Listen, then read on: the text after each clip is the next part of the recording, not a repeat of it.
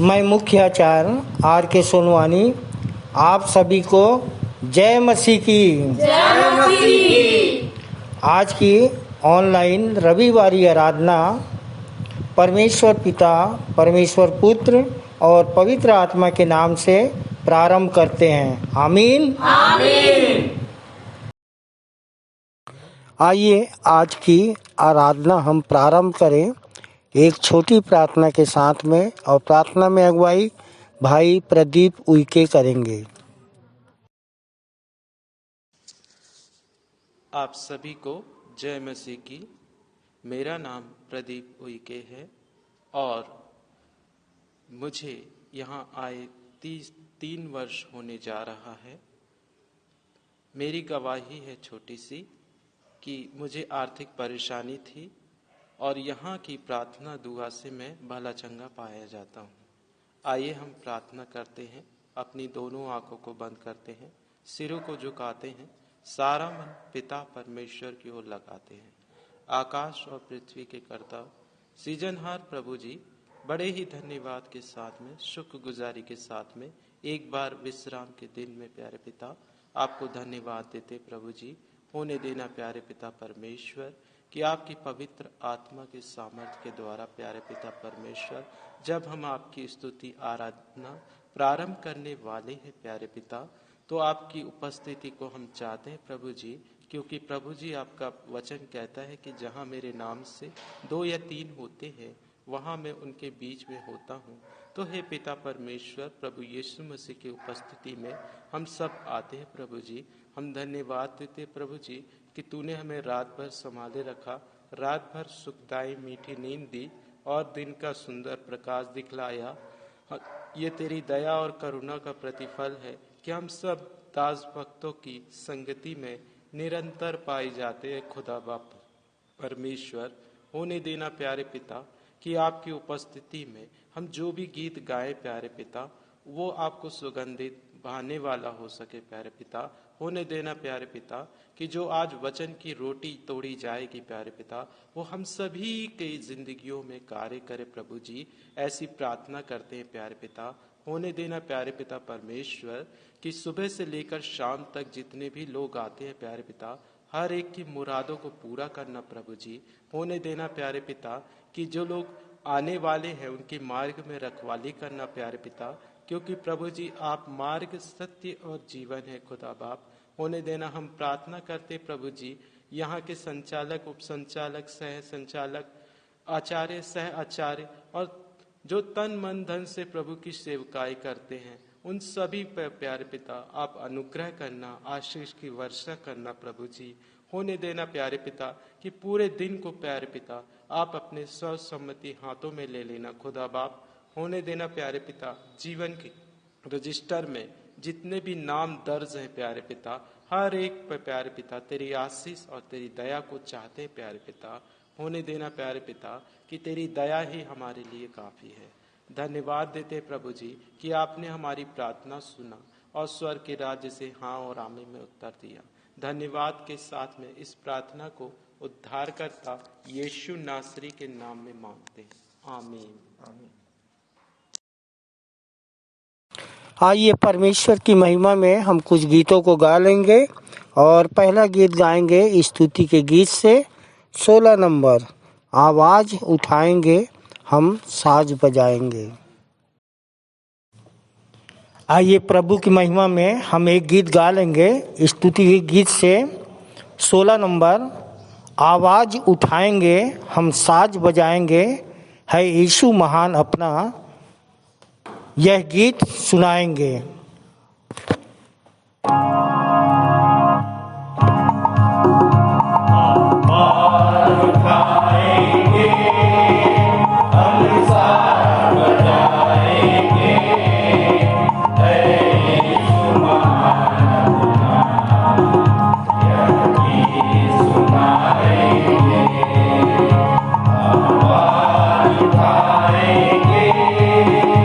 संसार की सुंदरता में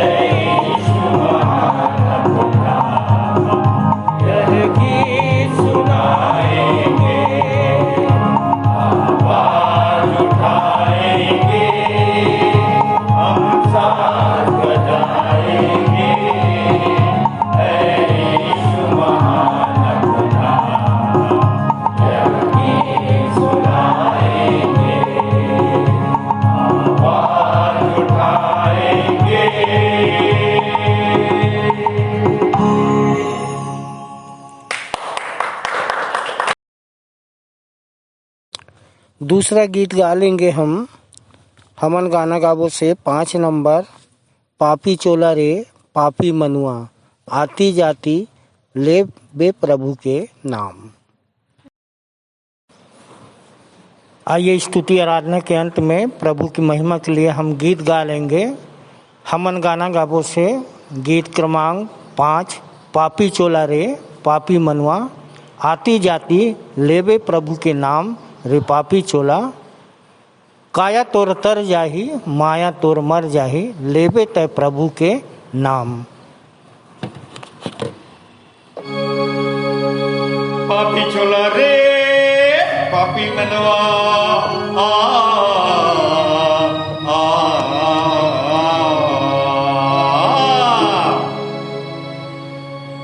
आती जाती लेबे प्रभु नाम रे पापी चोला आती जाती लेबे प्रभु नाम आती जाती लेबे प्रभु नाम रे पापी चोला आती जाती लेबे प्रभु नाम।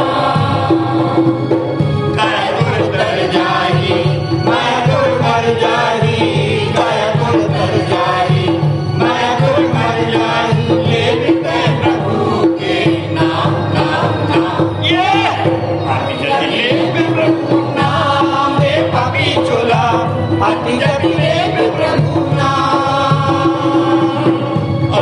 लेबे प्रभु नाम रे पापी चोला आती जाती लेबे प्रभु नाम।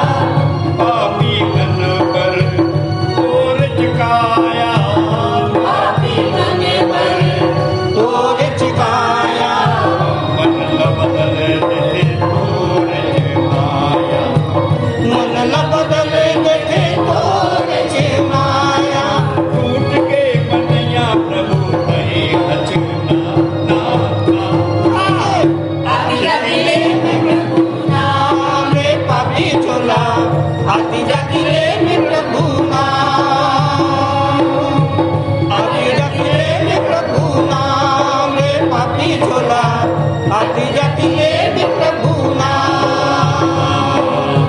काया तोर तर जाए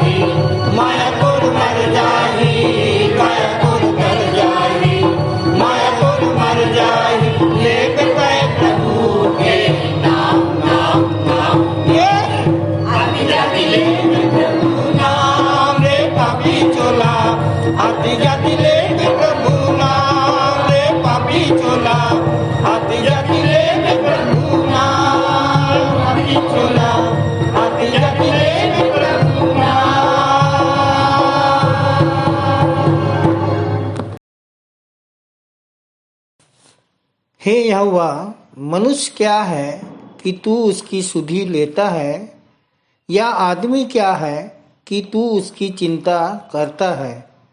मनुष्य तो सांस के समान है, उसके दिन ढलती हुई छाया के समान है। हे यहोवा, अपने स्वर्ग को नीचा करके उतर आ, पहाड़ों को छू, तब उनसे धुआं उठेगा। हे परमेश्वर, मैं तेरी स्तुति का नया गीत गाऊंगा। मैं 10 तार वाली सारंगी बजाकर तेरा भजन करूंगा। तू राजाओं का उद्धार करता है और अपने दास दाऊद को तलवार की मार से बचाता है। आइए हम सर्वशक्तिमान पिता परमेश्वर की आराधना करें। आइए मुख्य आराधना के प्रारंभ में हम एक गीत गा लेंगे। स्तुति के गीत से 1 नंबर, प्रभु महान विचारू कार्य तेरे।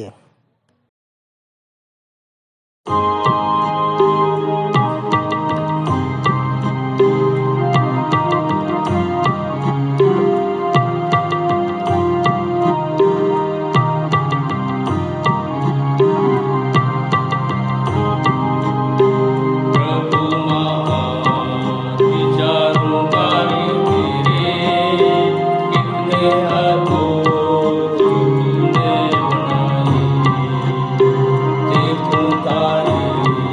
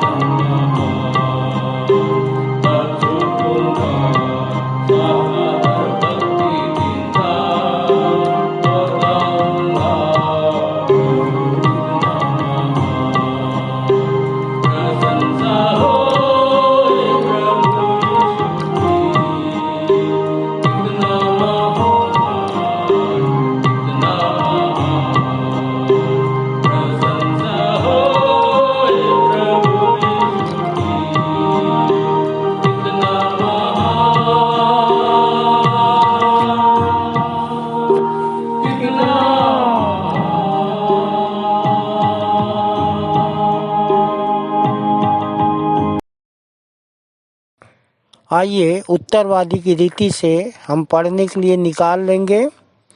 पहला पतरस 4 अध्याय उसका 1 से 19 पद तक पढ़ लेंगे और पढ़ने में अगुवाई श्रीमती माया बिंजवार करेंगी और कुमारी पिंकी साहू के साथ हम सब पढ़ लेंगे। आप सबको जय मसीह की। मेरा नाम माया बिंजवार है और मुझे प्रभु में आए हुए 2.5 वर्ष हो चुके हैं।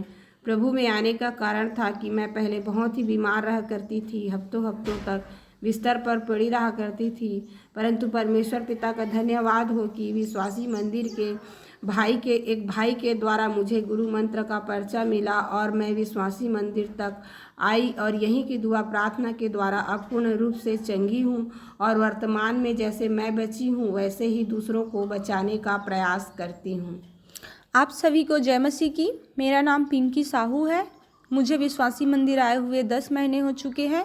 विश्वासी मंदिर आने का कारण मेरी माँ को शैतानी शक्ति पकड़ी हुई थी। यहीं की दुआ प्रार्थना से मेरी माँ ठीक हुई है। तब से हम सब परिवार विश्वासी मंदिर में बने हुए हैं। आइए हम उत्तरवादी की रीति से पाठ पढ़ लेंगे।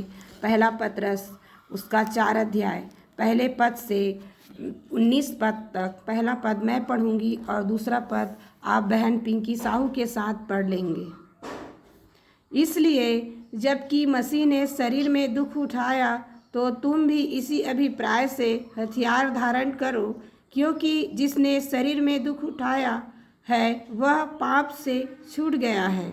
इसीलिए शरीर में अपना शेष जीवन मनुष्यों की अभिलाषाओं में नहीं वरन परमेश्वर के इच्छा अनुसार व्यतीत करो, क्योंकि अतीत का जो समय तुमने विषय भोग, कामुकता, पियक्कड़पन, रंगरलियों, मद्यपान, गोष्ठियों तथा घृणित मूर्ति पूजाओं में गंवाकर अन्य जातियों के इच्छानुसार कार्य किया वही पर्याप्त है। इन सब बातों में उनको आश्चर्य होता है कि तुम ऐसे भारी दुराचार में अब उनका साथ नहीं देते, अतः वे तुम्हारा अपमान करते हैं। परंतु वे उसी को लेखा देंगे जो जीवितों और मृतकों का न्याय करने को तैयार है। इसीलिए मरे हुओं को भी सुसमाचार इस अभिप्राय से सुनाया गया कि यद्यपि शरीर में उनका न्याय मनुष्यों के अनुसार हो, वे आत्मा में परमेश्वर के इच्छानुसार जीवित रहे। सब बातों का अंत निकट है, अतः समझदार होकर प्रार्थना के लिए तत्पर रहो। सबसे बढ़कर एक दूसरे के प्रति प्रेम में सरगर्म रहो, क्योंकि प्रेम असंख्य पापों को ढांप देता है। बिना कुड़कुड़ाए एक दूसरे की पहुनाई करो। जबकि प्रत्येक को एक विशेष वरदान मिला है तो उसे परमेश्वर के विविध अनुग्रह के उत्तम भंडारियों के समान एक दूसरे की सेवा में लगाओ। जो भी उपदेश दे वह ऐसे दे मानो परमेश्वर ही का वचन देता हो। जो सेवा करे उस सामर्थ्य से करे जो परमेश्वर देता है, जिससे सब बातों में यीशु मसीह के द्वारा परमेश्वर की महिमा हो। महिमा और अधिकार युगान युग उसी का है। आमीन। हे प्रियो, यह दुख रूपी अग्नि परीक्षा जो तुम्हारे मध्य इसलिए आई कि तुम्हारी परख हो, इसे यह समझकर अचंभा न करना कि कोई अनोखी घटना तुम पर घट रही है।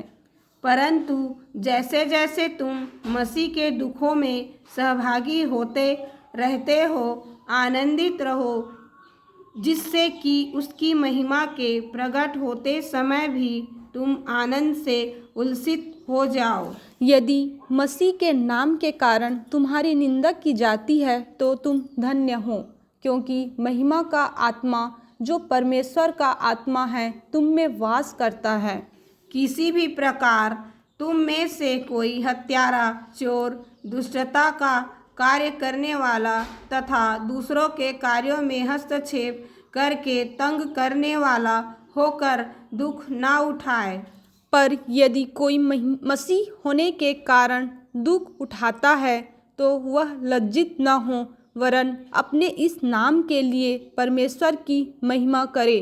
क्योंकि समय आ गया है कि परमेश्वर के घराने से ही न्याय का आरंभ हो। अतः यदि न्याय का आरंभ हमसे ही होगा तो उनका क्या परिणाम होगा जिन्होंने परमेश्वर के सुसमाचार का पालन नहीं किया। यदि धर्मी व्यक्ति कठिनाई से ही उद्धार प्राप्त करेगा तो ईश्वर रहित और पापी मनुष्य की क्या दशा होगी। अंतिम वचन एक साथ पढ़ लेंगे। इसलिए वे भी जो परमेश्वर के इच्छा अनुसार दुख उठाते हैं, उचित कार्य करते हुए अपने अपने प्राण को विश्वास योग्य सृष्टिकर्ता के हाथों में सौंप दे। परमेश्वर पिता अपने इस जीवित वचन के पढ़े और सुने जाने पर हम सबको आशीष दे। आमीन। आप सबको जय मसीह की। आइए हम विश्वास वचन बोलें।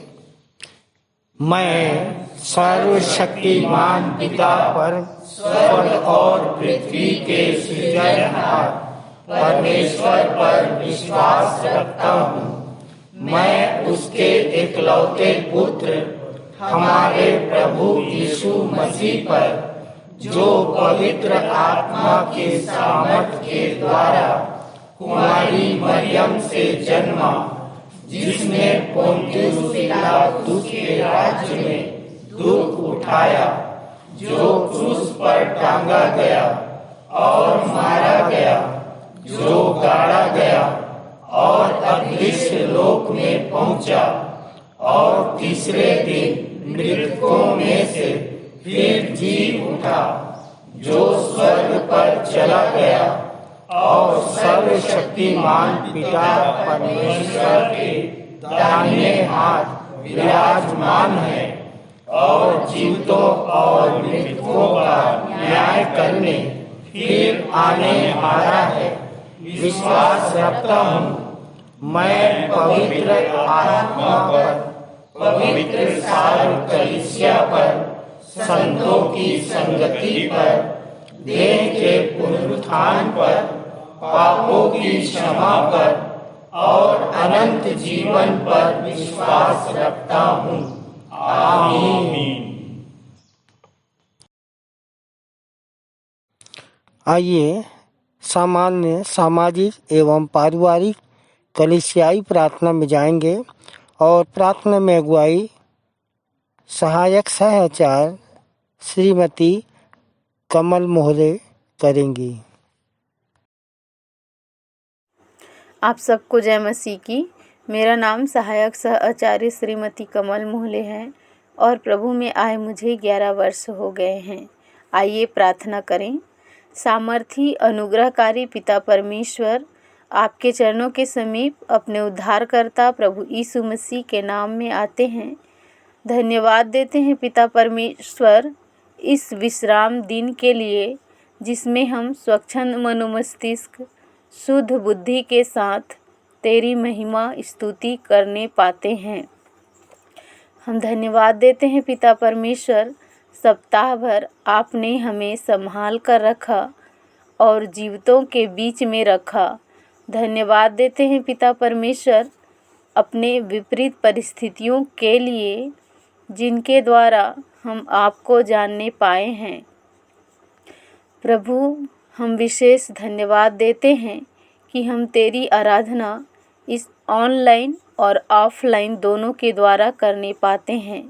हम मिट नहीं गए हैं पिता, तेरी महान करुणा का फल है, जिसे हम देखते हैं पिता परमेश्वर कि विगत समय में हम कोरोना जैसी भीषण महामारी से बाल बाल बचे हैं, इसलिए कि तू हमारे संग रहा।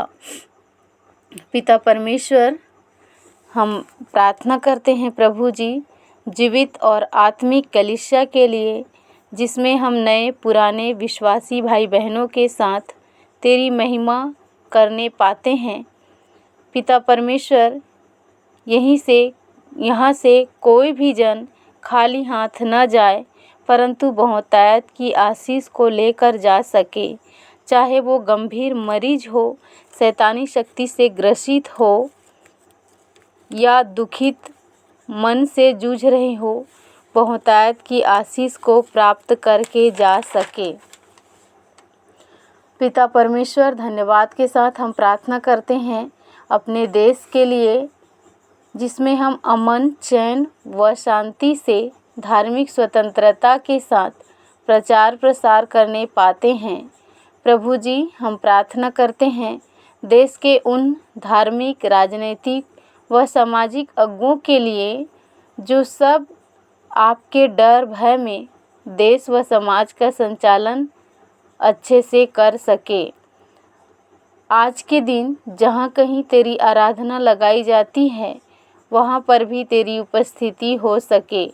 हम प्रार्थना करते हैं पिता परमेश्वर, विदेशों में जो महायुद्ध छिड़ी हुई है प्रभु जी, वहाँ की भी स्थिति सामान्य हो सके, वहाँ पर भी तेरी उपस्थिति हो सके। प्रभु पिता परमेश्वर, हम प्रार्थना करते हैं अपने संचालक मंडल, आचार्यों, सहायक आचार्यों, सहायक सह आचार्यों के लिए जो तन मन धन से सारे मन, सारे प्राण, सारी बुद्धि के साथ और सारी शक्ति के साथ तेरी प्रचार प्रसार करते हैं, उन्हें और उनके परिवार को हर प्रकार की आशीषें से नवाजिए। पिता परमेश्वर, प्रार्थना करते हैं पिता अपने जवानों, महिला सभा के लिए जो तेरी महिमा करते हैं, और हमारे उन जवानों के लिए जो मत्कू द्वीप में बढ़ चढ़कर तेरी उपस्थिति में हिस्सा लिए हैं, उनके द्वारा भी तेरी महिमा हो सके और जयवंत होकर आ सके। हम प्रार्थना करते हैं पिता परमेश्वर संडे स्कूल के टीचर्स व बच्चों के लिए जो सिखाते हैं और बच्चे सीखते हैं, उन खाली आयतों पर तेरी वचन रूपी कलाम को लिखते हैं, उन्हें बहुत आयत की आशीष दीजिए। प्रार्थना करते हैं पिता परमेश्वर उन ग्रामीण कलीसियाओं के लिए जिसमें हमारे आचार्य जाकर उनकी सेवा करते हैं, उन्हें भी बहुत आयत की आशीष दीजिए। पिता, आज के दिन जो भी वक्ता संदेशों व गीतों व वचन के द्वारा बोलते हैं, उनके अंदर से आप होकर बोलना, ताकि हमारे संदेशों का दिया जाना, गीतों का गाया जाना, भेंटों का दिया जाना और हमारी आराधना करना आपको सुखदायक सुगंध के रूप में ग्रहण योग्य होने पाए। प्रभु जी, आगे की शेष आराधना को आपके सर्व सामर्थी हाथों में देते हुए छोटी विनती उद्धारकर्ता प्रभु यीशु मसीह के नाम से मांग लेते हैं। आमीन।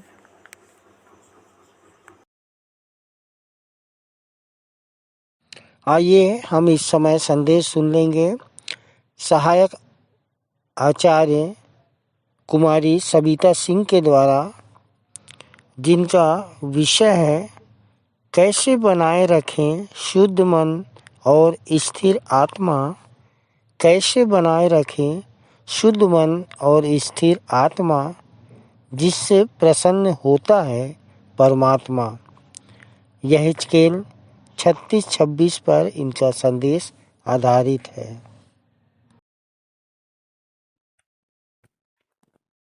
आप सबको जय मसीह की। मेरा नाम सहायक आचार्य कुमारी सविता सिंह है। वर्तमान में मैं सीसकोटा ब्लॉक में व्याख्याता के पद पर कार्यरत हूँ।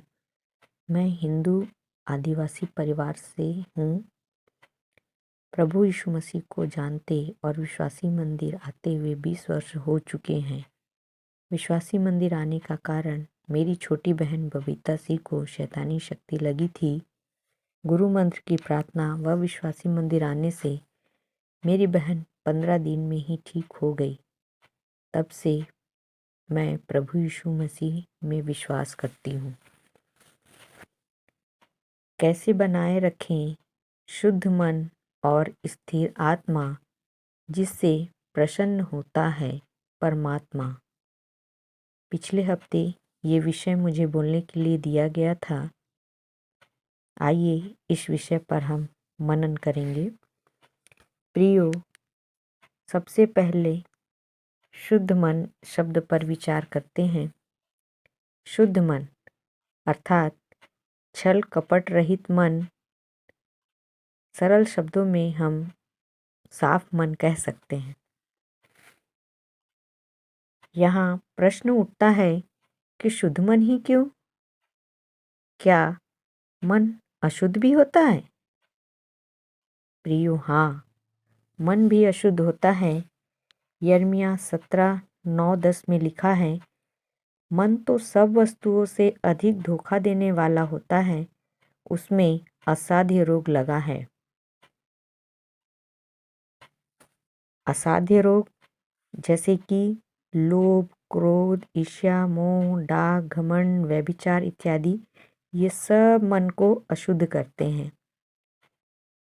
जब हमारा मन अशुद्ध होगा तो हमारी आत्मा भी स्थिर नहीं रहेगी और परमेश्वर अर्थात परमात्मा हमसे प्रसन्न भी नहीं होगा। मत्ती रचित सुसमाचार उसके 15वें अध्याय के 18वें पद में भी लिखा है कि जो कुछ मुंह से निकलता है वह मन से निकलता है और वही मनुष्य को अशुद्ध करता है। प्रियो, मन को शुद्ध करने के लिए क्या करें? नए नियम के अनुसार पहला पत्रस उसके 3 अध्याय के 21वें पद के अनुसार हम प्रतिदिन वचन के जल से स्नान करके अपने मन अर्थात विवेक को शुद्ध कर सकते हैं, क्योंकि पहला सामुएल उसके 16वें अध्याय के 7वें पद में लिखा है कि परमेश्वर यहोवा का देखना मनुष्य का सा नहीं। मनुष्य तो बाहर का रूप देखता है, परंतु परमेश्वर की दृष्टि मन पर रहती है। प्रियो, परमेश्वर की दृष्टि मन पे रहती है। अगर जिसका मन साफ होता है, परमेश्वर उस पर अपनी आत्मा उंडेलता है। प्रियो, आज हम अपने मन को जांचें परखें कि कहीं हमारा मन अशुद्ध तो नहीं है। प्रियो, परमेश्वर ने जो हमें कार्य दिया है कि जाओ और सब जाति के लोगों को चेला बनाओ और प्रेम करो, क्योंकि परमेश्वर का वचन कहता है कि परमेश्वर प्रेम है। और प्रेम की परिभाषा जैसा कि हम जानते हैं कि किसी खोजी, भ्रमित, आवश्यकमंद व्यक्ति को सच्चे परमात्मा अर्थात यीशु मसीह के ज्ञान, आचरण व स्वभाव से अवगत कराना है। प्रियो, ये सारे कार्य करने के लिए हमें शुद्ध मन, शुद्ध विवेक, शुद्ध बुद्धि और स्थिर आत्मा की आवश्यकता है, और ये केवल हमें परमेश्वर के वचन से ही हमें मिल सकता है। इसलिए हमें प्रतिदिन वचन के जल से हम स्नान करते हैं तो परमेश्वर का वचन हमारे हृदय, हमारे मन, मस्तिष्क, विचारों को शुद्ध कर देता है। और जब हमारा मन शुद्ध होता है तब हम परमेश्वर के कार्य को कर सकते हैं, और जब हम प्रेम करते हैं तो हम अपने आप से भी प्रेम करते हैं, क्योंकि रोमियो अध्याय 12 उसके पहले और दूसरे पद में लिखा है कि तुम अपने शरीरों को जीवित, पवित्र और परमेश्वर को भावता हुआ बलिदान करके चढ़ाओ, और परमेश्वर की तुम सिद्ध इच्छा अनुभव से मालूम करो। प्रियो, जब हम प्रेम करते हैं अपने आप से और दूसरों से प्रेम करते हैं तो परमेश्वर की सिद्ध इच्छा हम अनुभव करते हैं। और परमेश्वर का अनुभव हम जानते हैं, मत्ती रचित सुसमाचार उसके 8वें पद में लिखा है कि धन्य हैं वे जिनके मन शुद्ध हैं, क्योंकि वे परमेश्वर को देखेंगे। तो प्रियो, हम और आप आज बहुत सौभाग्यशाली हैं, क्योंकि हम सब को परमेश्वर ने मत्ती 10:34 के अनुसार ईश्वर कहा है। प्रियो, आज हम जीवित परमेश्वर के मंदिर हैं और परमेश्वर ने अपनी आत्मा हमें दी है। तो प्रियो, हम अपने मन को शुद्ध रखें परमेश्वर के वचन के अनुसार, क्योंकि परमेश्वर का वचन हमें बताता है, नीति वचन 14 उसके 30वें पद के अनुसार शांत मन तन का जीवन है और मन के जलने से हड्डियां भी जल जाती हैं। मन में यदि हमारे लोभ, क्रोध, मोह, डाह, ईर्ष्या, घमंड ये सारी चीज़ें यदि कार्य करेंगी तो हमारा मन शांत नहीं हो सकता, और जब मन शांत नहीं होगा तो हम अस्थिर होंगे। प्रियो, मत्ती रचित सुसमाचार उसके 21वें अध्याय के अनुसार जहाँ तेरा धन है वहाँ तेरा मन भी लगा रहेगा। इस वचन के अनुसार यदि हम देखें तो आज कहीं हम सांसारिकता में तो नहीं फंसे हैं? क्या हम पद, पैसा, प्रतिष्ठा कमाने में तो नहीं लगे हैं? बाल बच्चे, समाज में हमारा स्थान, ये सब चीज़ों को करने में हम कहीं व्यस्त तो नहीं हैं? प्रियो, हम में से कई सोचते हैं कि हमने ऑनलाइन आराधना अटेंड कर ली, परमेश्वर के वचन को सुन लिया, हमने जाकर आराधना कर ली, जिससे हमसे परमेश्वर बहुत प्रसन्न होगा। कई ऐसा सोचते हैं, परंतु ऐसा नहीं है।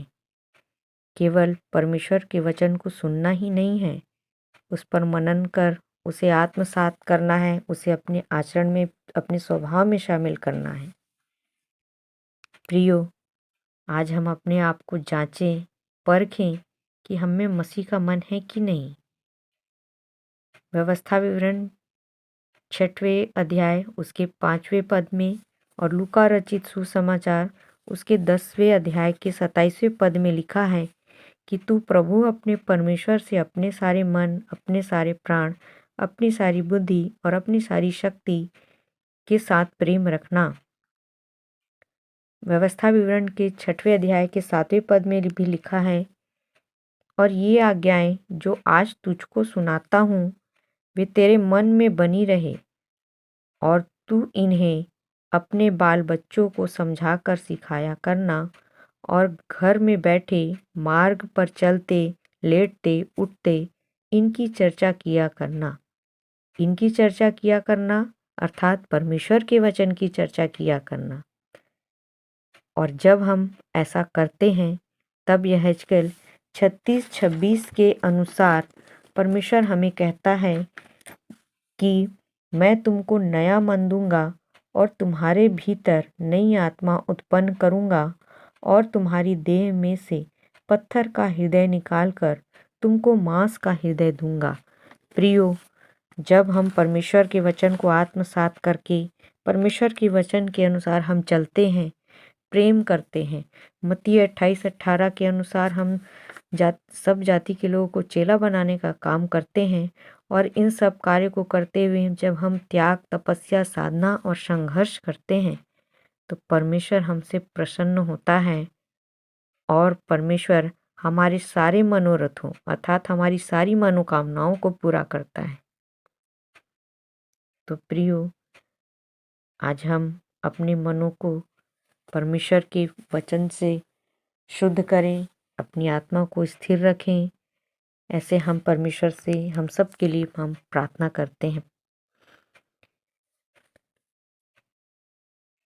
परमेश्वर हम सब विश्वासियों को शुद्ध मन और स्थिर आत्मा के द्वारा निरंतर कार्य करते रहने की ज्ञान, बुद्धि, समझ व शक्ति दे। परमेश्वर अपने वचन के कहे और सुने जाने पर हम सबको आशीष दे। जय मसीह की। सुंदर संदेश के लिए बहन सबिता को और उनके पूरे परिवार को प्रभु बहुतायत की आशीष दे। तालियां।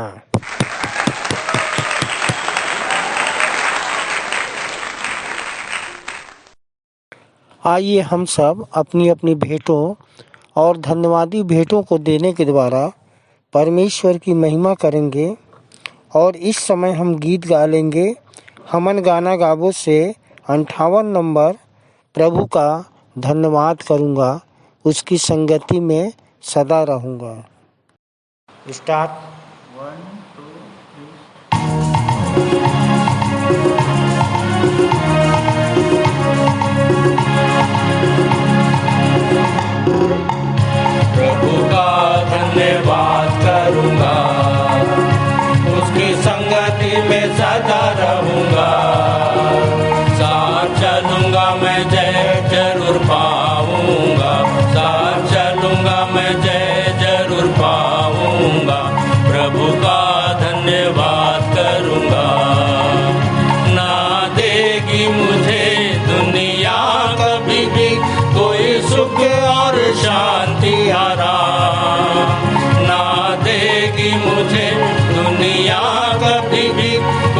सुख और शांति आराम।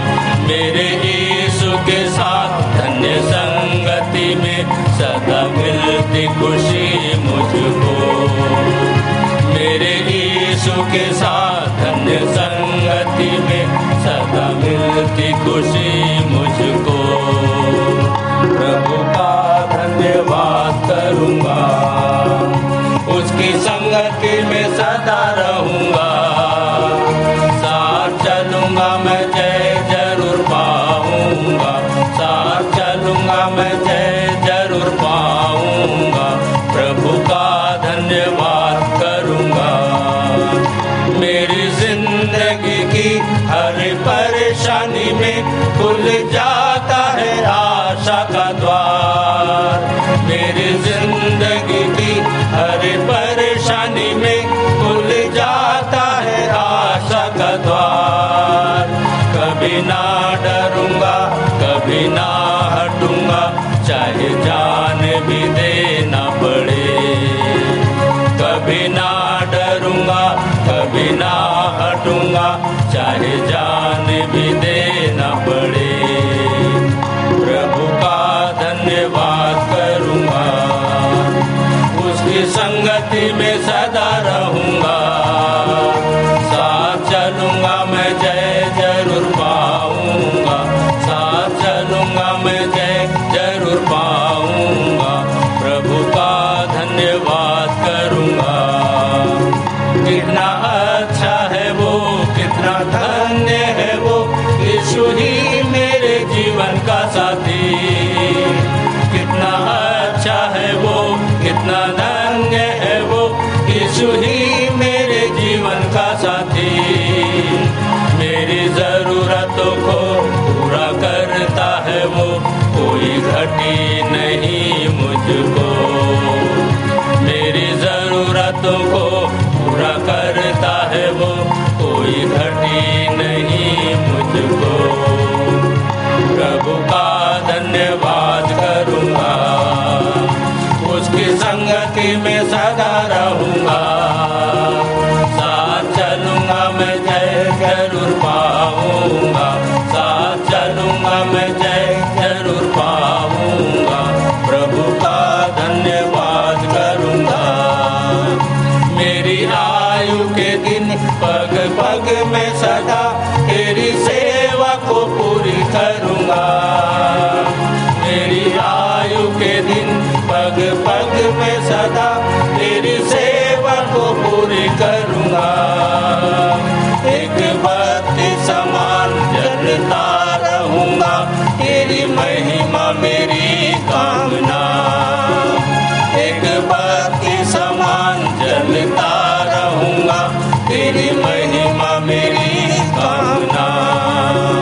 प्रभु का धन्यवाद करूँगा, उसकी संगति में सदा रहूँगा।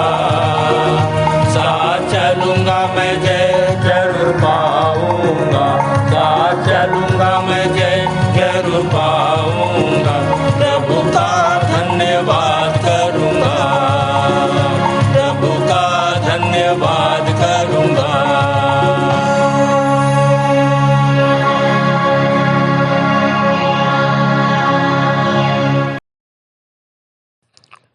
इन भेंटों के लिए हम प्रार्थना कर लेंगे और प्रार्थना में अगुवाई सहायक सहचार भाई रामेश्वर राठौर करेंगे।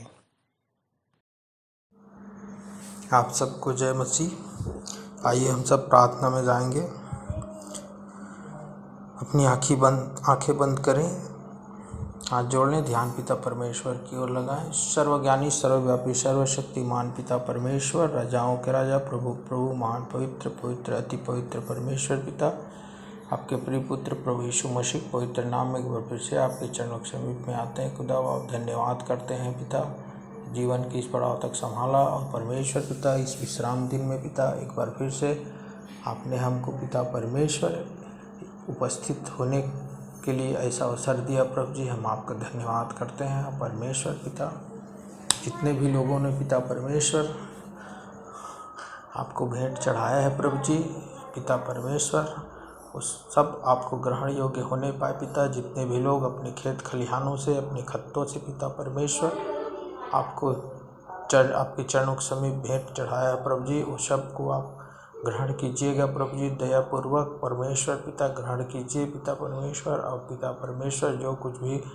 हमने रख छोड़ा है उसमें आप बहुतायत की आशीष दीजिएगा परमेश्वर पिता। जैसा आपका वचन कहता है कि आकाश के झरोखे खोलकर अपरंपार आशीष की वर्षा करने वाले परमेश्वर पिता, आपका लाखों लाख धन्यवाद करते हैं पिताजी। खुदा बाप लाखों लाख धन्यवाद देते हैं परमेश्वर पिता। और इससे बढ़कर हम अपने शरीर को जीवित पवित्र आपको भावता हुआ बलिदान चढ़ाने वाले हो सके, ऐसी विनती प्रार्थना करते हैं पिता परमेश्वर। आगे की इस आराधना को आपके सर्व सामर्थ्य हाथों में समर्पित करते हुए बड़े धन्यवाद और विश्वास के साथ छोटी विनती हमारी जीवित पवित्र एकमात्र उद्धारकर्ता हमारे प्रभु यीशु मसीह के पवित्र एवं मीठे नाम में होकर मांगते हैं, आमीन। सबको जय मसीह।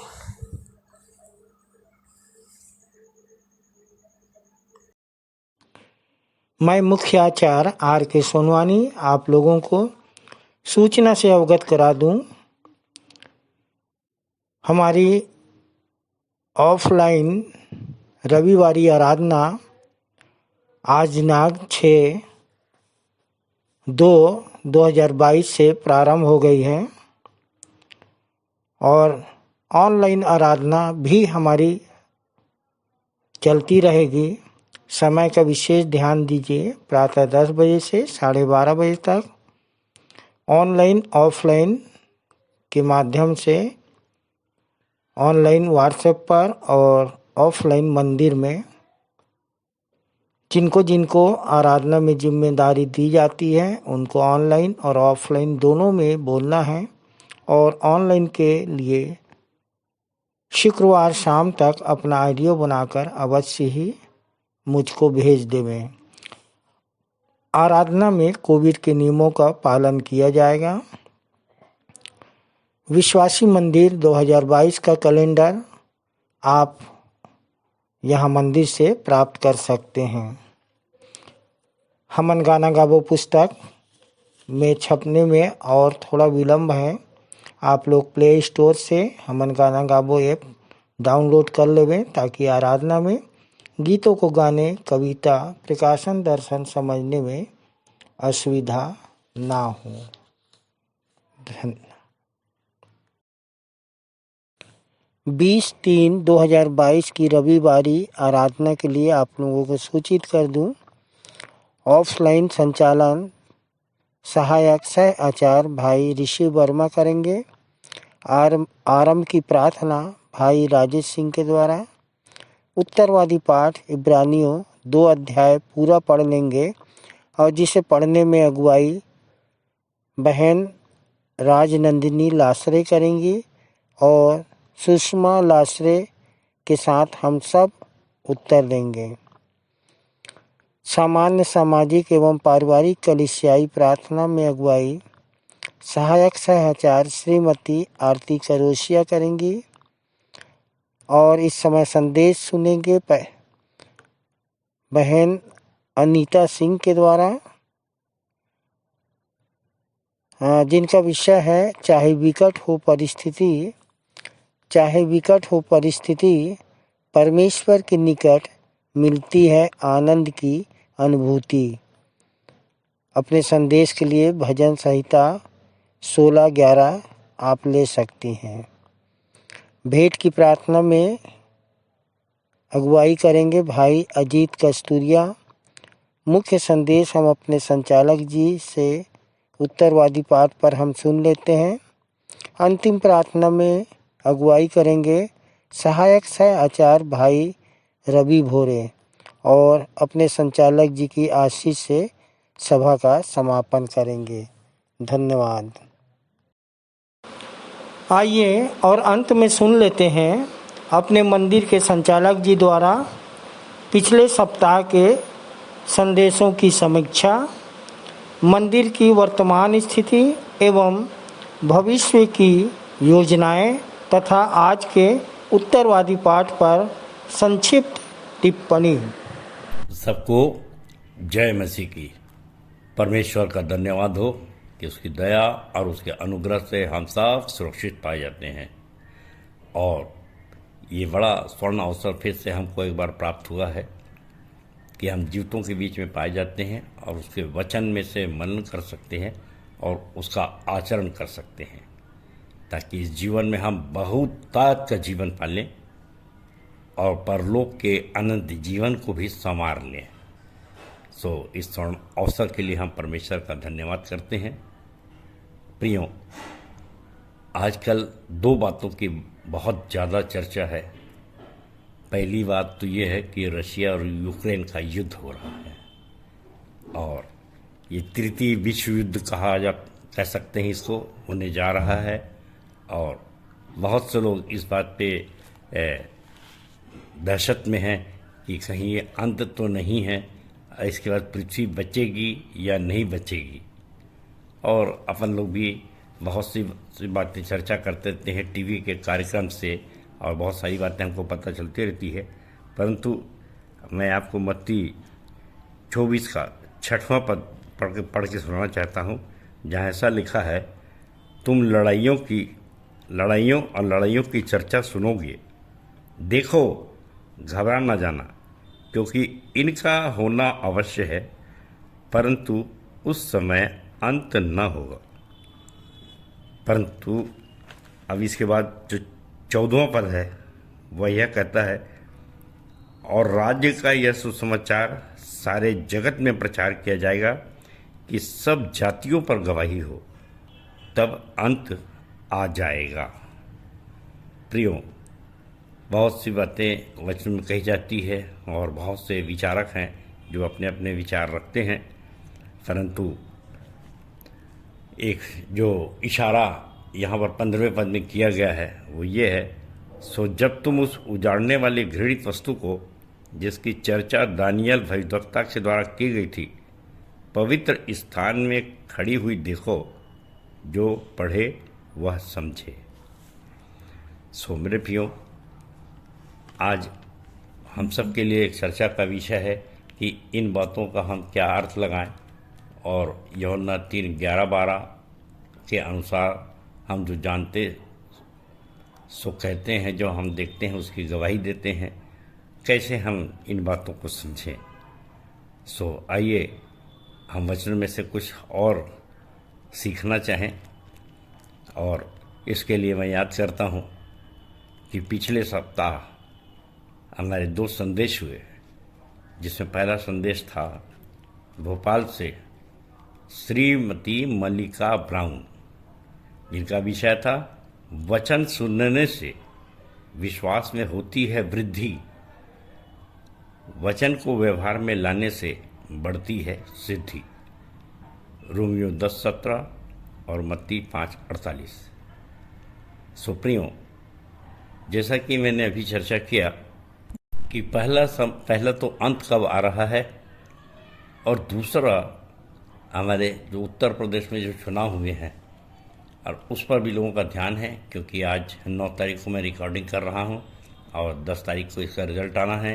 जब मेरी रिकॉर्डिंग ब्रॉडकास्ट होगी तो तब तक रिज़ल्ट आ गया होगा, लेकिन पूरे भारत के लोग बेचैन हैं। और हमारे लिए जो एक सुंदर बाइबिल हमको जो बताती है, यूहन्ना 18:36, मेरा राज पृथ्वी का राज नहीं, साम दाम दंड भेद से होगा मेरा काज नहीं। दुश्मन को गले लगाकर अंतःकरण को कर ले साफ, 7 से 70 गुणा भी तुझको बैरियों को करना है माफ। उकसाए जो पलटा लेने के लिए ऐसे ढोंगी, राजनीतिज्ञों से भाग, ऐसे होने वाले जाग, और मुर्दों में से जी उठ, तब मसीह की ज्योति तुझ में चमकेगी। ये सब वचन इसलिए लिखे गए हैं, बताए जाते हैं प्रियो, कि लोग परेशान होते हैं किसका राज आएगा, शायद सताव आएगा, या राजनीति में भाग लेते हैं। तो हमारे लिए जो धर्म नीति है वो प्रकाश डालती है, और उससे हमको समझ में आता है कि हमको राजनीति में संसारिक राज्य, मेरा राज पृथ्वी का राज नहीं, ये बहुत है यीशु मसीह ने कह दिया। नहीं तो मेरे चेले भी लड़ते, और लड़ते क्या, इलेक्शन लड़ते आज के समय में। परंतु ये तो है अच्छी बात है कि वो लड़ते हैं और कोई ना कोई हमारा सेवक बन जाता है राजनीति में जीत करके। सो प्रियो, इसी दृष्टिकोण से हम वचन सुने, और जैसे मैंने बताया कि मल्लिका बेटी ने वचन का जो विषय रखा है कि वचन सुनने से विश्वास में होती है वृद्धि, वचन को व्यवहार में लाने से बढ़ती है सिद्धि। तो हम सिद्धि को प्राप्त करें, और इसके बेटी ने 3 स्टेप बताए कि पहला है सुनना, और दूसरा है समझना, और तीसरा है अमल करना।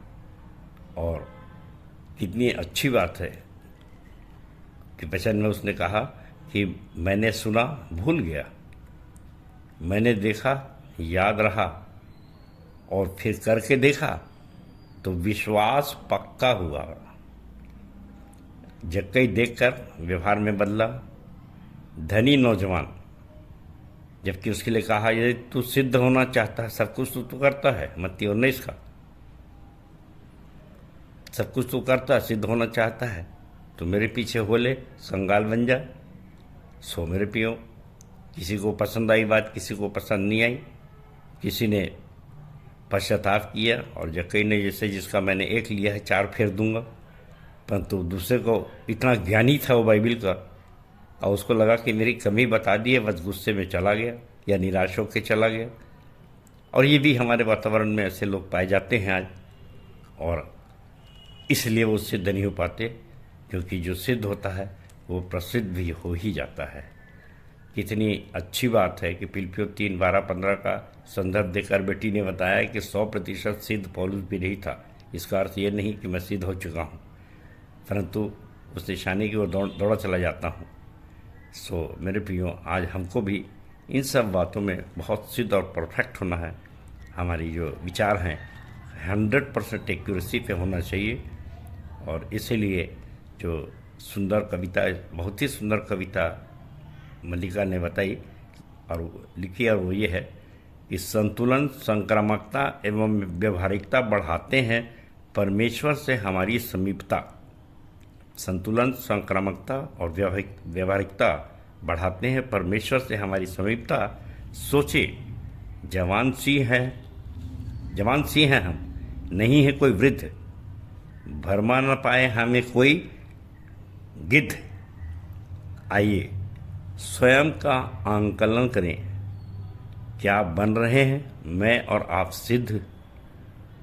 सो बेटी को परमेश्वर बहुत बहुत बहुत बहुत आशीष दे। आइए इसी श्रृंखला में हम दूसरा संदेश की चर्चा करेंगे जो हमारी बहन पूनम साहू ने दिया, सहायक आचार्य, और सुंदर गवाही के साथ अपने संदेश को प्रारंभ किया और बताया अपने विषय के अनुसार कि स्वर्ग का पहला चरण प्रेम का आचरण, 1 कुरिन्थियों 13 से। और प्रियो, 1 यूहन्ना 4:12 कि आपस में प्रेम करें तो प्रेम सिद्ध हो जाता है। और 3:16 यूहन्ना 3:16 कि परमेश्वर ने जगत से कैसा प्रेम किया, कैसे यीशु मसीह ने अपना मॉडल यहाँ पर रखा, भाइयों के लिए प्राण दिया। और बहन ने बहुत अच्छी गवाही दी कि हमने विश्वासी मंदिर में देखा है कि लोग आपस में एक दूसरे से कैसा प्रेम करते हैं और कैसे गुरु मंत्र बांटते हैं और दूसरों को बचाने का प्रयास करते हैं और शत्रुओं से भी प्रेम कैसे करते हैं।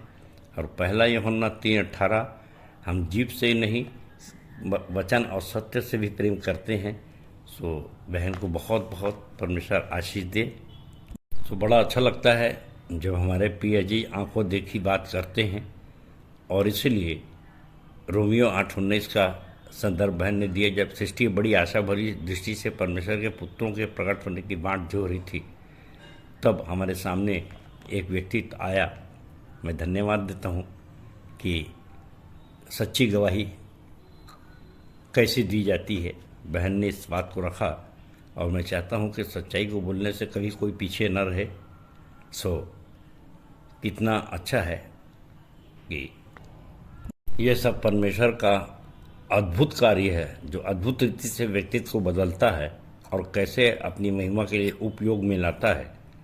सो बहन ने बहुत अच्छी कविता के द्वारा इसको कहा है। जो विश्वासी मंदिर रूपी स्वर्ग में लेता है शरण, करके प्रेम का आचरण, वह सीख ही जाता है लगाना अपना तन मन धन और प्राण। ऐसों को परमेश्वर भी करता है पूरा पूरा ग्रहण, सो पार हो जाता है स्वर्ग का पहला चरण और जीत लेता है जीवन और मृत्यु के बीच का प्रत्येक रण। तो बहन को परमेश्वर बहुतायत की आशीष दे और सुंदर संदेश के लिए। और इसके पश्चात मेरा संदेश था। सो प्रियो, मेरा संदेश था इफिसियों 4:1-24 के बीच में, और जिसमें कि भक्तिपूर्ण जीवन के लिए, आत्मिक वरदानों के उपयोग के लिए एवं कलीसिया की एकता के लिए पौलुस ने इफिसियों को पत्र लिखा था और उसकी चर्चा की गई थी।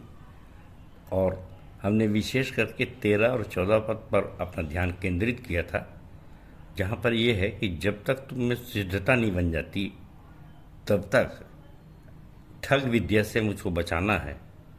और इसी को उसने गलातियों में भी कहा कि जब तक,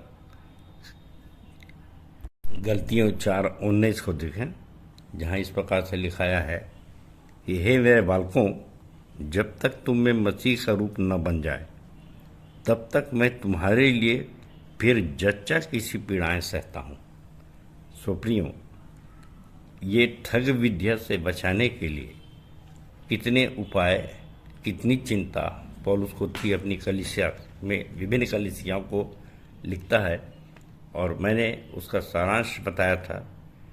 ठग विद्या एवं भ्रम से बचने के लिए मैं कहता हूँ, भ्रम एक सागर है जिससे निकालने के लिए यूहन्ना 3:11 और प्रेरितों के काम 4:20 एक मजबूत नौका है। और हमारी गवाहियाँ जो हैं वो पतवार होती हैं, जिसे बार बार खेलना पड़ता है और खेलना ही चाहिए, तभी हम पार हो पाएंगे। सो प्रियो, इन बात को विशेष ध्यान रखें कि हमको देखकर, सुनकर और समझना है। जैसे अभी बेटी ने बताया, मल्लिका ने, कि मैंने सुना और भूल गया, मैंने देखा, याद रहा, फिर करके देखा तो विश्वास हुआ। और इसलिए हमको इसी विश्वास, इसी दृढ़ता, इसी सिद्धता के साथ अगर हम आगे बढ़ेंगे तो निश्चित रूप से हम किसी ठग विद्या में नहीं आ सकते, क्योंकि बाइबल तो बहुत ढेर सारी बात बोलती है। 2 Corinthians 11:14 करता है, 2 Corinthians 11:14, शैतान आप भी स्वर्गदूतों जैसा उच्च रूप धारण करता है। और मैं जब मंच पर या पुलपिट पर इस संदेश को दे रहा था तो मैं कहा, क्या सोचते हैं कि जो वास्तव में बहुत ही ठग होगा, वास्तव में ठग हुआ, वो भी इस वचन को बोलेगा और ऐसा ही बोलेगा। तो आपके लिए इसमें अंतर करना बड़ा कठिन जाएगा। और इसीलिए मैं कभी कभी बोलता हूँ कि मैं आपको, अपने आप को ईमानदार और ठग विद्या वाला ना करके मैं कहता हूँ कि भाई देखो, सवेरे से शाम तक मैं क्या कर रहा हूँ वो देख लीजिए। सवेरे शाम तक जब मैं मंदिर जाता हूँ, सवेरे से लेकर लोगों को ठगना शुरू करता हूँ। वहाँ बहुत से लोग आते हैं, उनसे पूछिए, आप भी आ जाइए, देखिए मैं ठग रहा हूँ या नहीं ठग रहा हूँ। परंतु दूर से कोई ऐसी बातें कहेगा तो निश्चित उसमें शैतानी आत्मा है, और वो ऐसे लोगों से हमको बचना है। सो सावधान रहिए।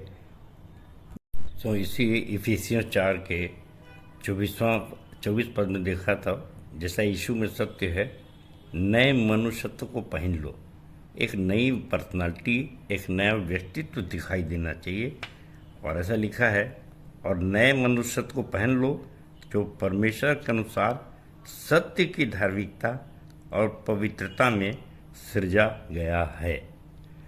तो जब तक ये ऐसे सिद्ध हमारे चेले भी नहीं बन पाते, तो जच्चा की पीड़ा मुझको भी सहना पड़ता है प्रियो। और बहुत से हमारे बीच के ठग विद्या में चले जाते हैं। सो एक नया व्यक्तित्व को पहनना है और लगातार परमेश्वर से प्रार्थना करना है कि हम किसी ठग विद्या के अधीन न हो जाएं। इसके पश्चात आज का उत्तरवादी पाठ है पहला पत्रस 4:1 से 19 पूरा अध्याय।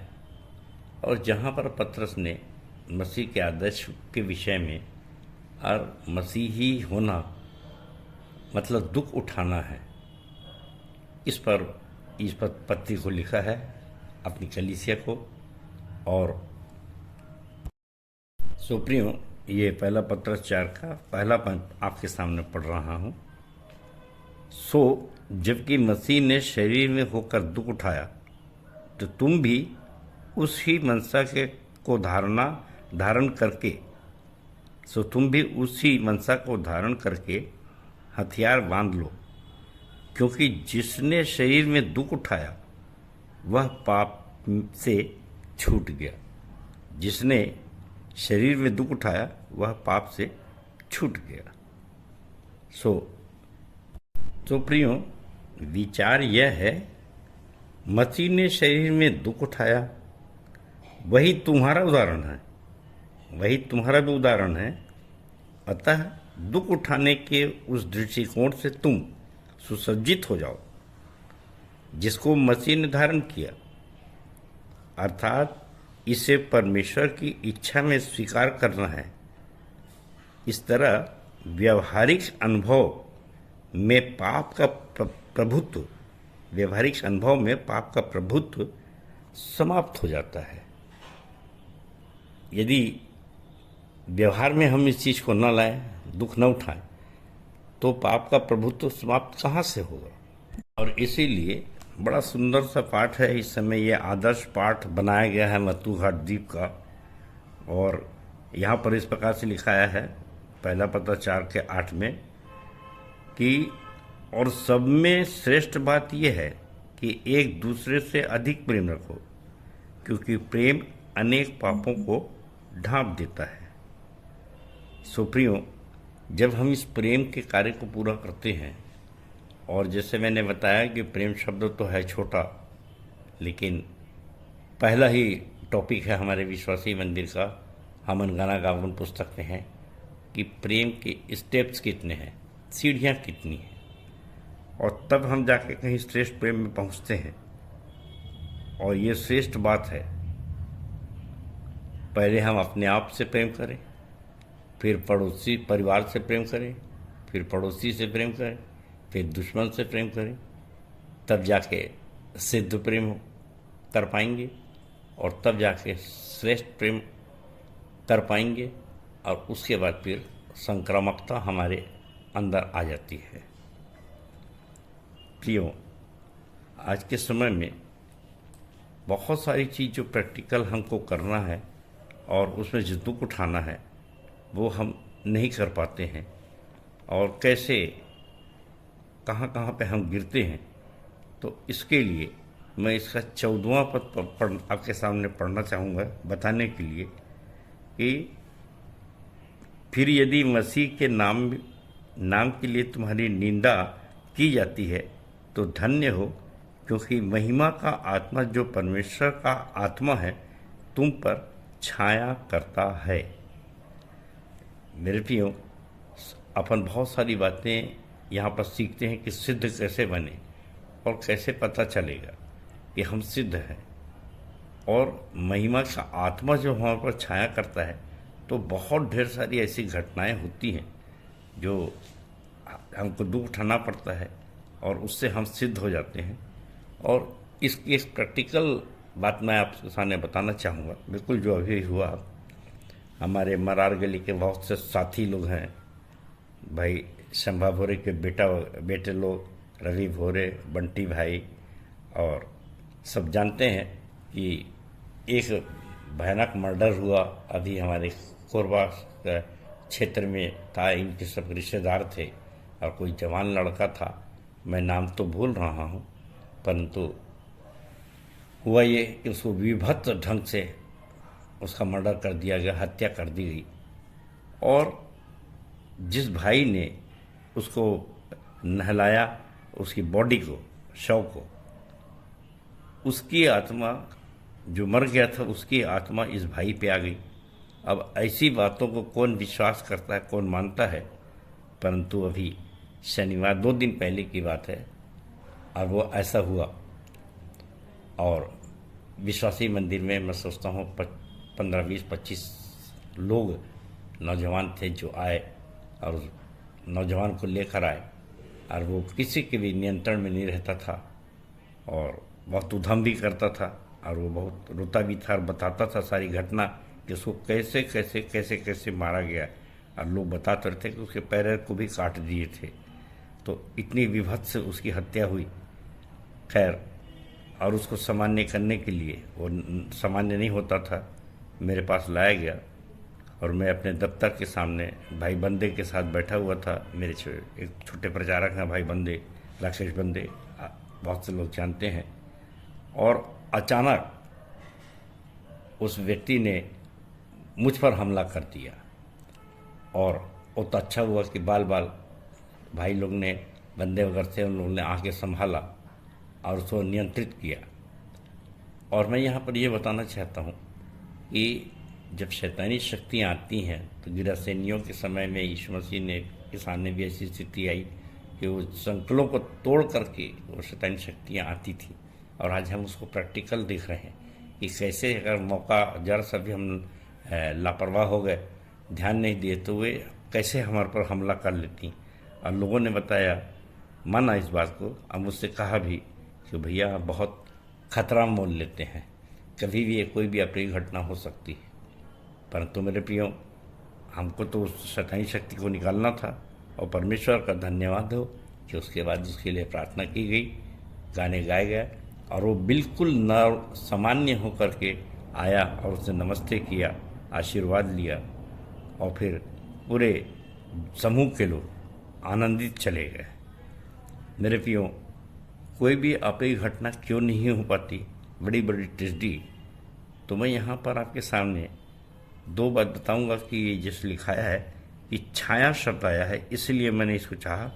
फिर मसीह के नाम के लिए तुम्हारी निंदा की जाती हो तो धन्य हो, क्योंकि मसीह का आत्मा जो परमेश्वर की आत्मा है, परमेश्वर का आत्मा है, तुम पर छाया करता है। अगर भजन 91:1 देखें तो वहाँ इस प्रकार से लिखा है, जो परम प्रधान के छाए हुए स्थान में बैठा रहे वह सर्वशक्तिमान की छाया में ठिकाना पाएगा। सर्वशक्तिमान की छाया में ठिकाना पाएगा। मेरे प्रियो, एक विशेष लोगों के लिए विशेष स्थान रखा है। हमको परमेश्वर के छाए हुए स्थान में बैठना है, परमेश्वर के काम करना है। अब ये देखिए, जिस कार्यालय के सामने मैं बैठता हूँ वो परमेश्वर का स्थान हो गया और वहाँ पर सर्वशक्तिमान की छाया मुझ पर थी और इसलिए मैं बाल बच गया। ये वहाँ के लोगों ने देखा। और इसके पहले भी मैंने एक और बताया था कि बहुत पहले मुझको एक व्यक्ति ने कॉलर पकड़ा था और मैंने वचन बोला था, हे प्रियो, अपना पलटा मत लेना, परमेश्वर के क्रोध को कार्य करने का अवसर देना है। पूरा पद मैंने एक सांस में बोला था और वहीं पे गिर गया। क्यों? क्योंकि ऐसे कष्ट के समय, ऐसे दुख के समय में जब हमारी निंदा की जाती है और हम परमेश्वर पर विश्वास करते हैं, अपने जीवित परमेश्वर पे, तो उसकी छाया हम पर बनी रहती है और इसलिए कोई हमारा बाल बांका नहीं कर सकता। और इस छाया के संबंध में प्रियो, मैं एक और पद पढ़ना चाहूँगा, लूका 1:35, जहाँ मरियम पे कैसे परम प्रधान की छाया वास करती थी। और यहाँ पर इस प्रकार से लिखा है, स्वर्गदूत ने उसको उत्तर दिया कि पवित्र आत्मा तुझ पर उतरेगा और परम प्रधान की सामर्थ तुझ पर छाया करेगी, इसलिए वह पवित्र जो उत्पन्न होने वाला है परमेश्वर का पुत्र कहलाएगा। सो प्रियो, कितने आनंद की बात है कि अभी अभी मैंने जो प्रारंभ किया वो ये है कि व्यवहारिकता में जब हम इसको स्वयं न दिखें, स्वयं न करें, तो फिर कैसे बनेगा। और इस तरफ व्यवहारिक अनुभव में पाप का प्रभुत्व समाप्त हो जाता है। हमको अनुभव हो जाता है कि हमारे पाप क्षमा हुए हैं, और फिर वो पाप हमको डरा नहीं सकता कि कोई हमारा बाल बांका कर ही नहीं सकता, चाहे हम कितना भी दुख उठाएं। और ऐसा ही 16वें पद में भी लिखा है कि पर यदि मसीही होने के कारण तुम दुख पाए तो लज्जित न हो, पर इस बात के लिए परमेश्वर की महिमा करें। मेरे प्रियो, ये कितने आनंद की बात होती है कि हम थोड़ा बहुत क्लेश उठा तो सकते हैं। बहुत ढेर सारे वचन ये लिखाए हैं, तुम्हारा हल्का सा क्लेश ढेर सारी महिमा उत्पन्न करता चला जाता है। तो ये स्वर्ण अवसर होता है। इस तो प्रभु ये स्वर्ण अवसर मेरे लिए तो मुझे ही देना, मेरी जगह किसी और को भी ना भेज देना। ये कौन जाएगा कविता में भी मैं लिखा हूँ।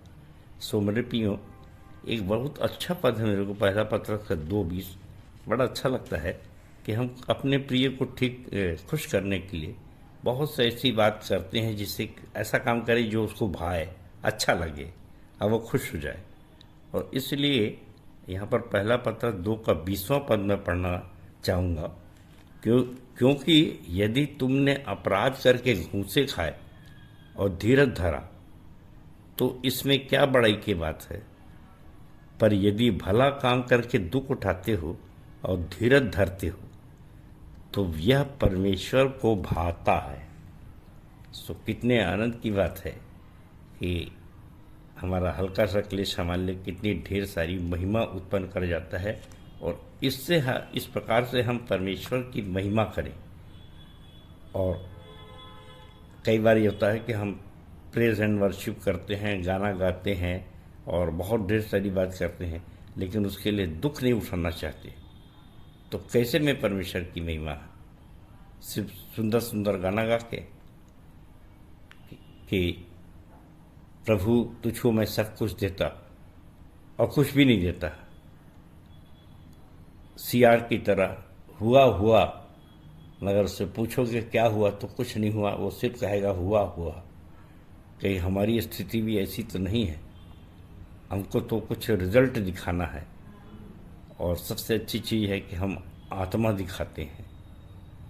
सुप्रियो, न केवल जिंदा लोगों को परंतु मरे हुओं को भी सुसमाचार प्रचार करना है।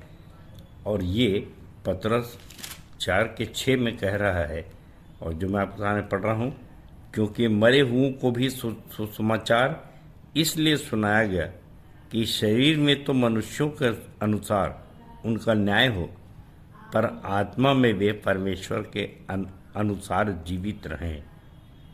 प्रियो, ये आत्माओं को मरे हुओं को कैसे प्रचार हो सकता है, इसके लिए बहुत से विचार रखे जाते हैं, जिसमें से यही पहले पत्रस का 3:9 में एक विचार है, 3:19 में एक विचार है। और जहाँ पर इस प्रकार से लिखा हुआ है कि उसी में उसने जाकर कैदी आत्माओं को भी प्रचार किया। ये यीशु मसीह मरने के पश्चात जब जिंदा हुए तब के लिए लिखा है कि शरीर के भाव से वो घात तो किया गया, पर आत्मा के भाव से जिलाया गया। तो हम भी शरीर के भाव से अगर घात भी हो जाए, मृत्यु तो आना ही है, पर आत्मा के भाव से जिलाए जाए।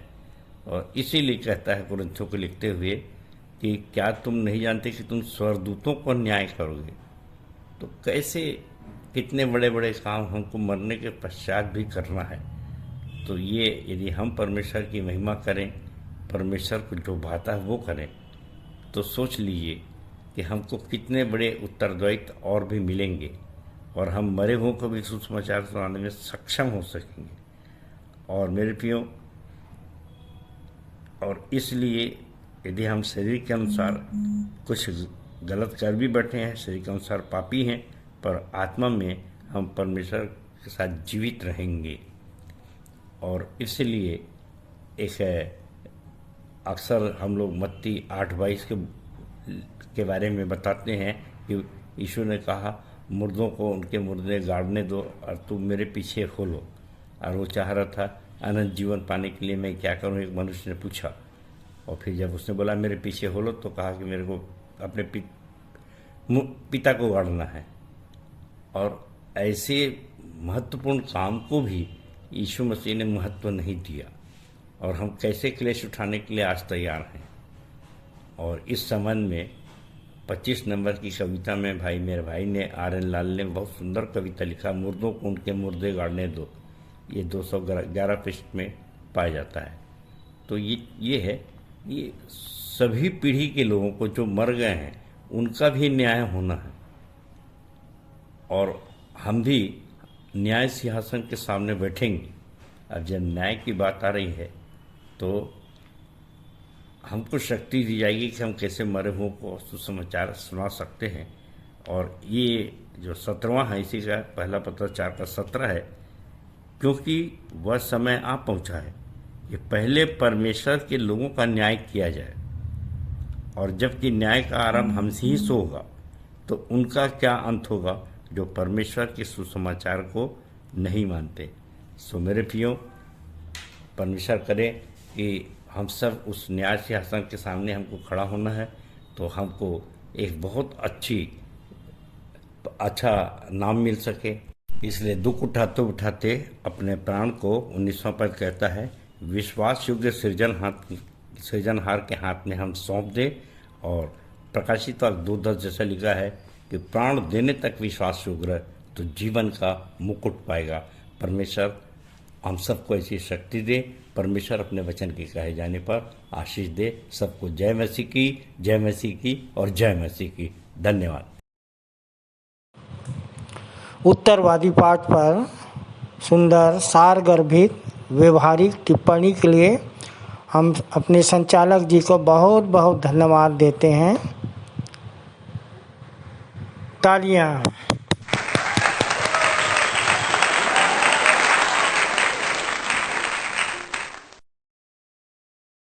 हम अपनी आराधना के अंत में हैं, एक गीत गाएंगे। अंतिम प्रार्थना, प्रभु की प्रार्थना और आशीष से आज की सभा का समापन करेंगे। आइए हम गीत गाने के लिए निकाल लेंगे। हवन गाना गावो से 58 नंबर। प्रभु का धन्यवाद करूँगा, उसकी संगति में सदा रहूँगा। स्टार्ट। 1 2 3।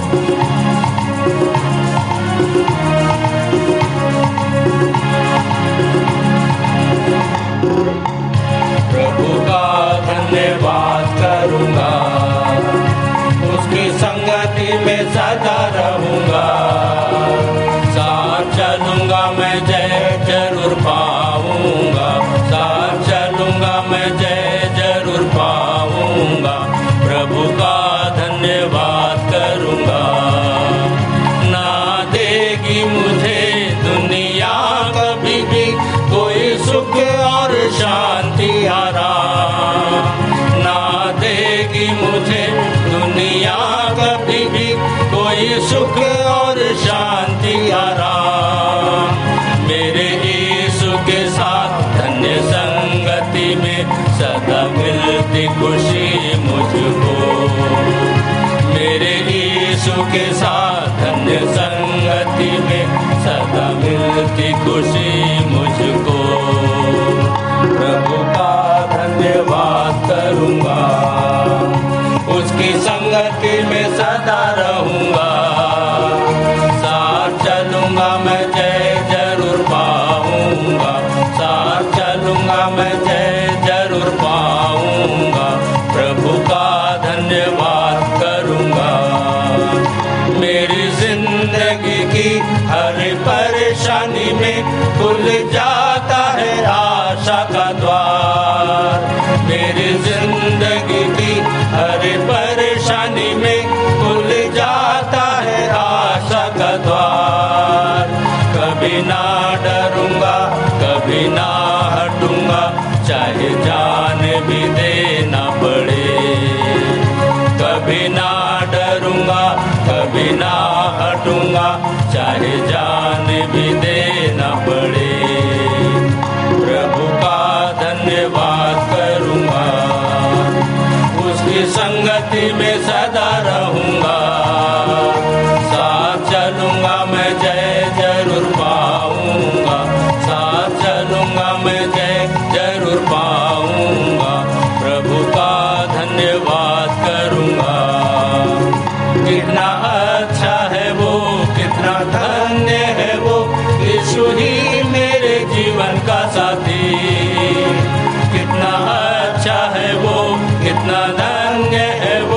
यीशु ही मेरे जीवन का साथी, मेरी जरूरतों को पूरा करता है वो, कोई घटी नहीं मुझको। मेरी जरूरतों को पूरा करता है वो, कोई घटी नहीं मुझको। प्रभु का धन्यवाद करूँगा, उसकी संगति में सदा रहूँगा। साथ चलूँगा मैं जय जरूर पाऊँगा, साथ चलूँगा मैं जय जरूर पाऊँगा। प्रभु का धन्यवाद करूँगा, मेरी आयु के दिन पग पग में सदा तेरी सेवा को पूरी करूँगा। मेरी आयु के दिन पग पग में सदा तेरी सेवा को पूरी करूँगा। एक बत्ती समान जलता रहूँगा, तेरी महिमा मेरी कामना। एक बत्ती समान जलता रहूँगा, तेरी महिमा मेरी कामना। प्रभु का धन्यवाद करूँगा, उसकी संगति में सदा रहूँगा। साथ चलूँगा मैं जय जरूर पाऊँगा, साथ चलूँगा मैं जय जरूर पाऊँगा। प्रभु का धन्यवाद करूँगा, प्रभु का धन्यवाद करूँगा।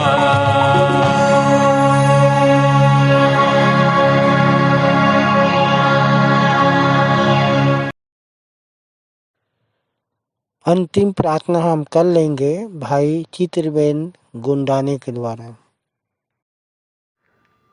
आप सबको जय मसीह की।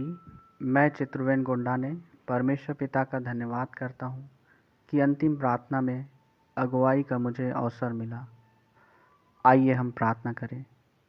सामर्थी, दयालु, अनुग्रहकारी परमपिता, सेनाओं के यहोवा, राजाओं के राजा, प्रभु यीशु मसीह के पवित्र नाम से आपके चरणों के निकट आते हैं। हम धन्यवाद देते हैं पिता, आज के विश्राम दिन में इस प्रार्थना के द्वारा हम आपसे बातचीत करने पाते हैं।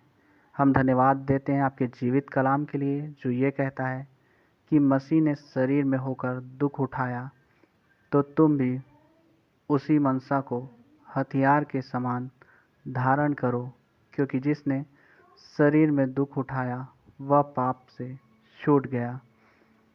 होने देना पिता, जबकि प्रभु यीशु मसीह ने संपूर्ण मानव जाति के उद्धार के लिए क्रूस का दुख उठाया पिता, और हमारे समक्ष एक उदाहरण पेश किया पिता, तो होने देना पिता, हमें भी ऐसी सामर्थ और शक्ति देना कि हम मसीह के पद चिन्हों पर चल सके पिता परमेश्वर, और इस मनसा को धारण कर सके पिता कि हम शरीर में दुख उठा सकें, आत्मा से देह की क्रियाओं को मारकर अपने शरीरों को जीवित, पवित्र और आपको भावता हुआ बलिदान करके चढ़ाने वाले हो सके पिता। हम प्रार्थना करते हैं पिता, आज की आराधना में गीतों का गाया जाना, वचनों का बोला जाना, संदेशों का बोला जाना पिता, वचनों का पढ़ा जाना और संपूर्ण आराधना आपको सुखदायक सुगंध के रूप में ग्रहण हो पिता। हम प्रार्थना करते हैं जितने भी आज की आराधना में प्रत्यक्ष अप्रत्यक्ष रूप से सम्मिलित होते हैं, उन हर एक को आप आशीषित करना पिता।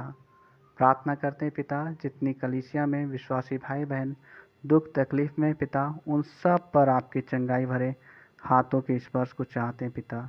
होने देना पिता परमेश्वर, आज के विश्राम दिन की आराधना में आप अल्फा ओमेगा हुए, इसके लिए हृदय से धन्यवाद देते हैं। इस प्रार्थना में आपकी इच्छा को चाहते हैं, सारा आदर महिमा गौरव आपको देते हैं, और धन्यवाद के साथ छोटी विनती हम आपके प्रिय पुत्र और हमारे प्रभु यीशु मसीह के पवित्र नाम से छोटी विनती को मांगते हैं, आमीन। हे हमारे पिता, तू जो स्वर्ग में है, तेरा नाम पवित्र माना जाए, तेरा राज्य आए, तेरी इच्छा जैसे स्वर्ग में पूरी होती है, वैसे ही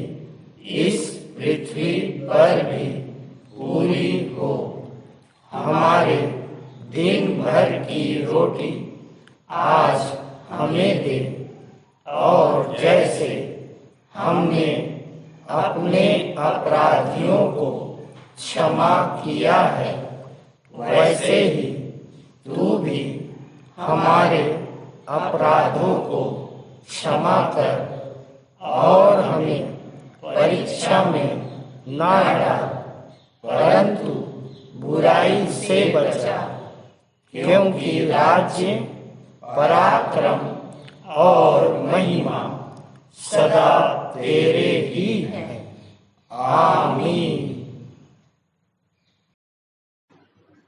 और अब हमारे पिता परमेश्वर का प्रेम, खुदावन प्रभु यीशु मसीह का अनुग्रह है, पवित्र आत्मा की शांति और सहभागिता हम सब के ऊपर अब से लेकर सदाकाल तक होती रहे। आमीन।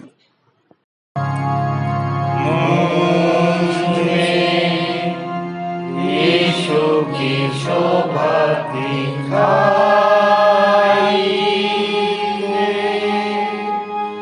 उसका अद्भुत प्यारा संगीत माता हेतु आत्मा